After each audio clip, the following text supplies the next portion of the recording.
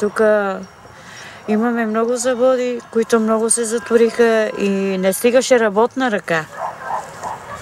Нямахме достатъчно хора да работят.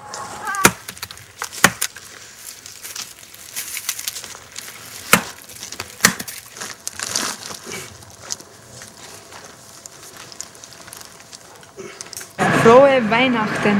Ето, Weihnachten. Не можем да го изгоним.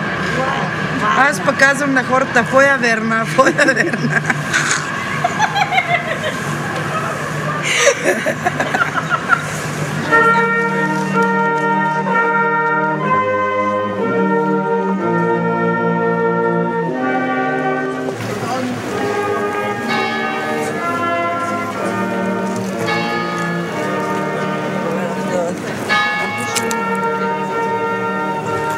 Бите мадам и моля госпожо, бите хер, моля господин.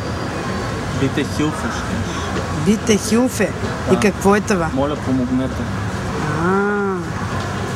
Ясно. Като улицата Мария Хилфе. Мария, помогни. Значи, ако решиме тук да останем няколко дена на открито, да речем по полянки, тук градинки, няма да има опасност. Сега вие сте жени. Не знам. Нали?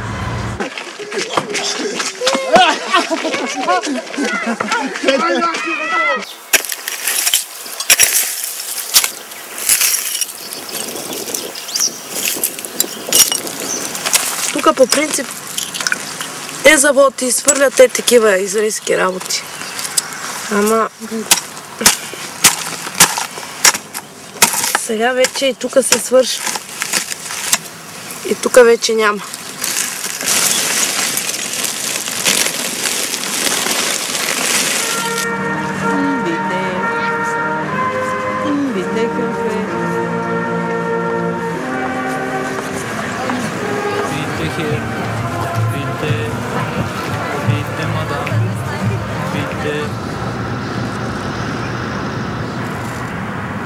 Писна ми то живо бевърче. Искам да живеем като белите хора.